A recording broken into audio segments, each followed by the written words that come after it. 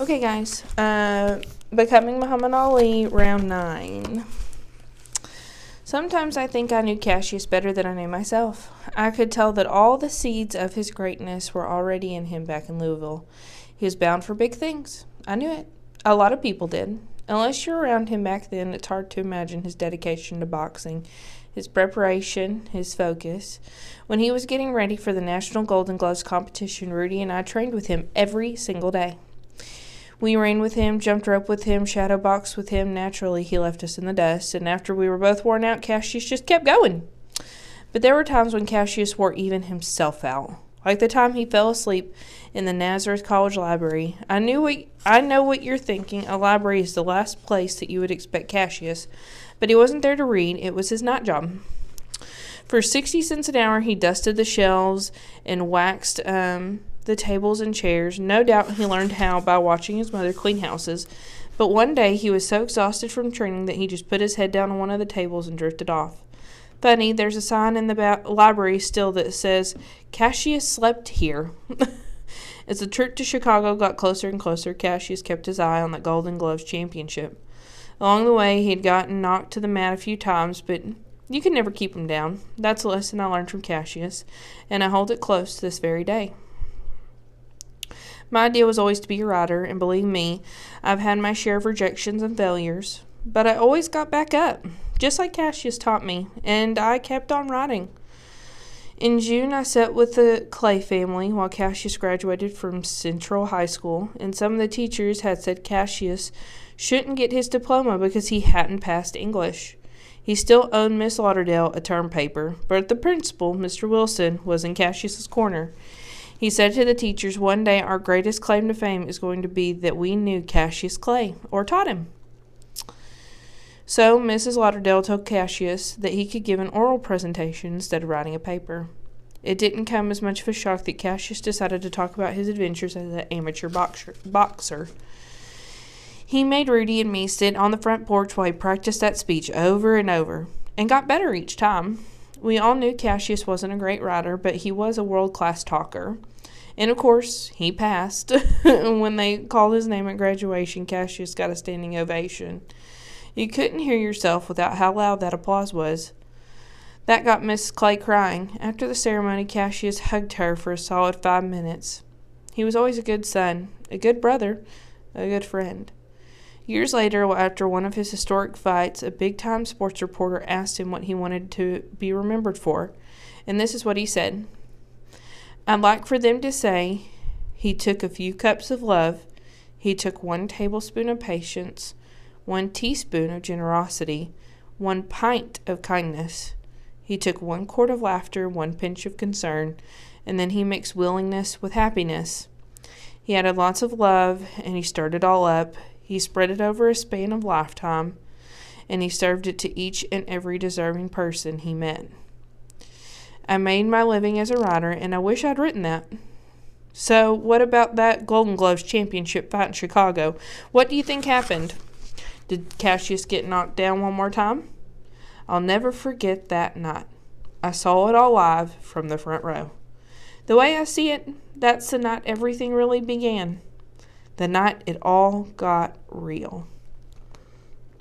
At Central High School.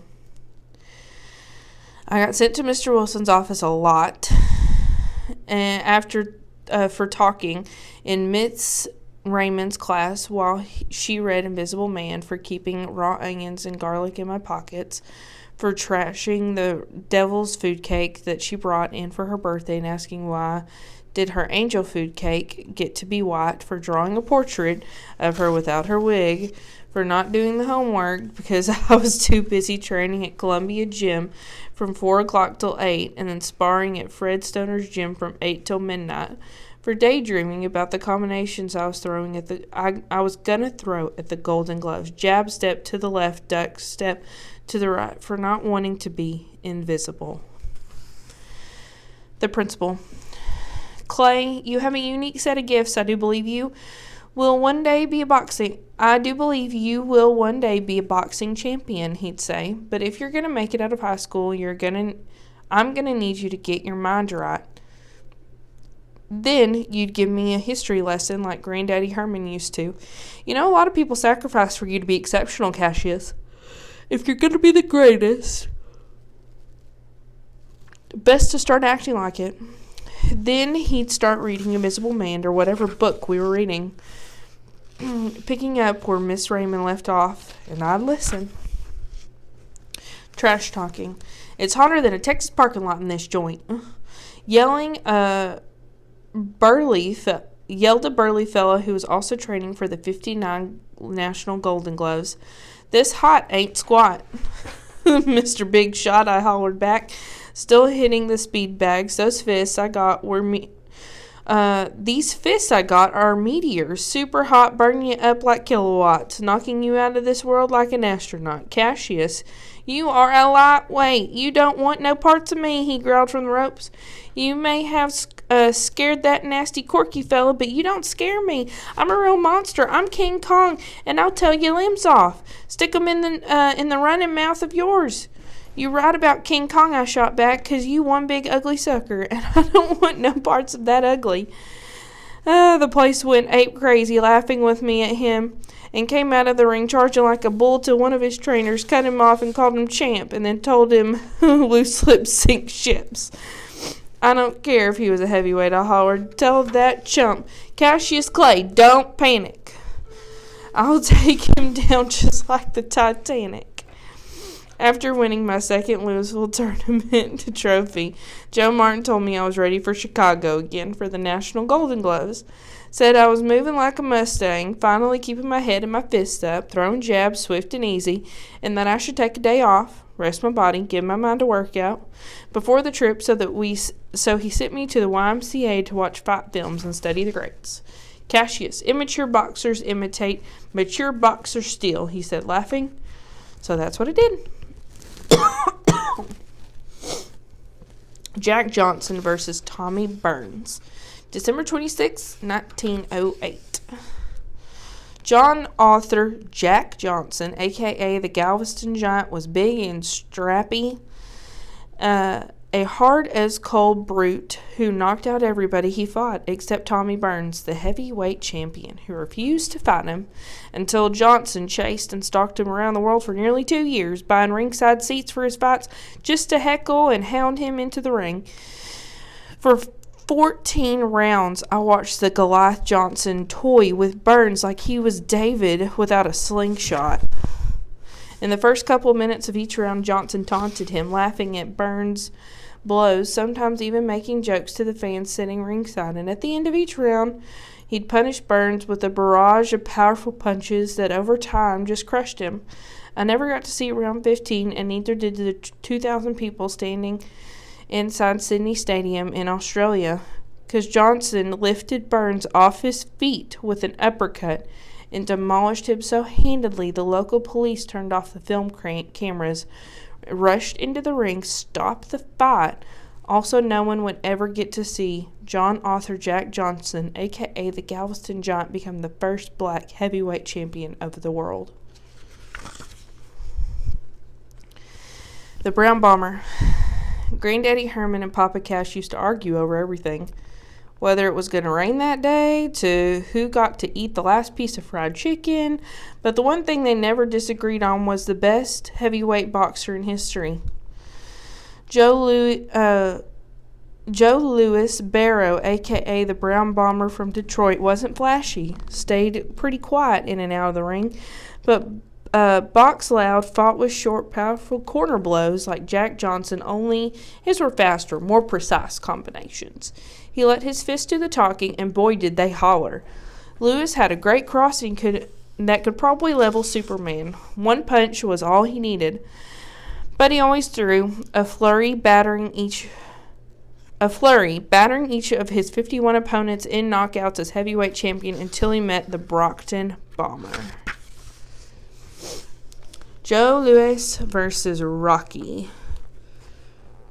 Marciano. October 26, 1951. Rocky was 4 inches shorter, looked up to Joe Louis as a god, but when they got into the ring, it was just two morals. One young, one aged, going at it. The match was brutal. I only watched it once, because who really needs to see that hero get older, get slower, get knocked off the pedestal by the new guy? Rocky was a swarmer, a slugger, and a brawler who liked to crouch and strike from down under, which he did against Lewis for 8 long rounds, and it wasn't pretty. The next morning, the sports reporter wrote in the New York Herald Tribune, Rocky hit Joe a left hook and knocked him down. Then Rocky hit him another hook and knocked him out. And third and final bow in the neck followed that knocked him out of the ring and out of the fight business. That was Joe Lewis's last fight, and probably the biggest of Rocky's record-breaking 59-0 career as a professional boxer. Sweet as sugar. While I wait for the front desk clerk at the YMCA to load the Sugar Ray Robinson highlight film, Lucky reads out loud from a biography we checked out at the library.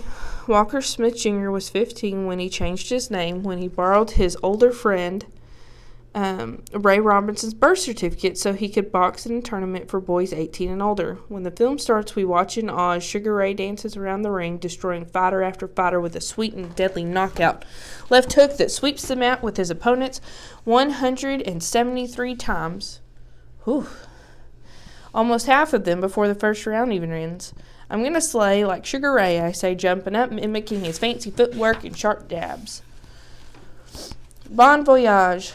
Mama throws me a party fit for a king, and I wouldn't let me, Rudy, Lucky, Ronnie, Small Bubba, and Big-Headed Paul eat till all my aunts, uncles, and cousins showed up, and Cash gets back from Aunt Corette's with the desserts. Finally, he blows the horn for me to come out and help him bring in the cakes. And when I do, I run smack dab into Teeny Clark. Conversation with Teeny. Hey, Teeny. Hey, Gigi. You looking for Ronnie? I'm looking for you. I'm kind of in the middle preparing for the Chicago Golden Gloves tournament. I heard. That's why I came. Just wanted to say good luck, Cassius Clay. Okay, thank you. Why are you acting so weird? I'm not acting weird. You still have that rabbit foot I gave you? Yep, but I don't need no luck. The fighter ain't been born to beat me. Well, you better not lose then. Well, how's your new school? Every student gets a book and each class has its own pair of scissors. Sounds decent. Yeah, it is. Well, the white boys are daft. I don't know what that means. It means they're stupid, but sometimes mean. Integration is not so nice. I thought the Supreme Court said integration was going to solve all the problems. They lied. Going to school with white boys, liable to cause more problems. True. You have a party? It's not really a party. You gonna invite me in, Gigi? Sure smells good in there. You can come in if you want. Ronnie's inside. Why, thank you, Gigi. Don't mind if I do. Golden Gloves party menu. 3 trays of meatloaf, 2 bowls of cornbread dressing, 2 huge buckets of fried chicken, a huge pot of collard greens, a ham hock, a macaroni casserole, dozens of hot buttered rolls, 2 large strawberry sheet cakes, boatloads. Ooh, goodness. We're going to keep going. Boatloads of strawberry ice cream and a great big old pitcher of extra sweet tea. Mama Bird's prayer. We gather together to send this boy out into the world and ask that you hold his dreams tight. Let him rocket to the stars and beyond. Life is like a sky full of possibility, and Gigi is our great golden eagle. In this room full of angels, remember whose you are, Cassius Clay. Hold fast. Together we can dream a new world. United we stand, divided we fall. God bless us, Cash interprets. Now let's eat, y'all. After dinner, Cash is drinking, laughing, hugging on Bird. Lucky's reading Lord of the Flies, not saying a word. Ronnie and Teeny are on the couch eating cake, and Rudy ate so much he's got a bellyache. All my cousins congratulate me, aunts and uncles celebrate me. Birdie says, show 'em your appreciation, so I put on a magical demonstration. Pick a card, and remember it, then place it back in the deck, I say to Ronnie, winking at Teeny. While shuffling the cards and recounting the story about that time, Cobb and Jake were walking to school in a blizzard, and they said down the hill on Virginia Avenue, got trapped beneath the snow, and how I was running by and heard them screaming, then dug them out with my big paratrooper boot. When I finished, I spread the whole deck face up on the table, but one card is face down. Turn it over, I say. He does. How'd you do that? Ronnie asked. On the front porch, waiting for Teeny to say goodbye to everybody in my family. It's just science, y'all, Big-Headed Paul says. You know Gigi got a memory like a hawk. Rudy chimes in. All y'all wrong. It's misdirection. I get you to commit to believing in me before I even show you the card trick. Your expectations and my reality all mixed together. I knew your card before you knew it. That ain't even possible, Gigi. Plus, you shuffled them all out of order, Lucky says. Or I shuffled them in order and created chaos in your mind. Huh? Rudy asks, scratching his head. What did you story about digging Cobb out of the snow have to do with it, though? I told you, it's misdirection. I get you thinking what I want you to be thinking, and then I can get you to do what I want you to do. Y'all talking about boxing again? Teeny asked, coming out the front door. Yep, I think that's exactly what I'm talking about. I sure hope you knock some cans off that Golden Globes, Gigi, Lucky says, giving me high fives as he leaves. Yeah, win for the West End for Louisville, Big-Headed Paul says, waving goodbye. Good luck at the tournament, Gigi, Ronnie says, shaking his head as he and Teeny leave hand in hand. He doesn't need luck, right, Cassius? Teeny hollers back. Sure don't, I yell. Fight is one way before you get in that ring. Fight is one way before you get in that ring. The night before. I leave for the finals for the 1959 Golden Gloves Tournament of Champions in Chicago. I sprint through Chickasaw Park, then down the Ohio River, shadowbox the frigid nighttime air, get my head right, think about my future. On the way back, I jog through Bellarmine College in the Highlands, where Lucky says he's going to go, pass by Columbia Auditorium and the gym, and then decide to run through Greenwood Cemetery and visit with my past. Amen, amen, amen. Granddaddy Herman, because of you, I know who I am. I know whose I am, and I know where I'm going. I hope that you can see that your words changed me. And I remembered you told me I'm the greatest, not because I'm better than anybody. I am the greatest because nobody is greater than me. I'm going to win the Golden Gloves, even though I'm the underdog. I've been training my body and my mind. Tomorrow's the real beginning for me. I guess I just want to say thank you, and that even though I haven't been here since the funeral, I think about you all the time. I love you, Granddaddy Herman. The day of, I slip on my white Everlast shorts, lace up my black boxing boots, get taped up, my hands placed firmly inside the gloves, then walk out into the loud and massive Chicago Stadium, holding my history in one hand and my cool in the other. Cassius Clay versus Tony Madigan. March 25th, 1959. Tony was an Aussie with wildly stringy hair sitting on top of a blockhead that housed a chin made of brick, which didn't even flinch at the jabs I landed. But by the middle of the third round, I could tell he was getting tired of chasing me around the ring, of me dodging his punches, so I moved quicker and punched harder, and even though he got me into the corner, pummeled me with body shots, I was too slick for tricks and had a swift uppercut with his name on it, and that made him wince.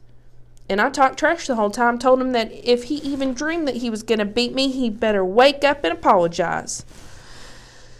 Tony Madigan didn't stand a chance because I was fighting for my name, for my life, for my papa, for Papa Cash, my mama Bird, my granddaddy, and his granddaddy, and Ms. Alberta, and Ronnie, and Teeny, and Big-Headed Paul, for Rudy, even Corky Butler, for Louisville, for America, for my chance, for my children, for their children, for a chance, for something better, at something way greater. And that's round 9.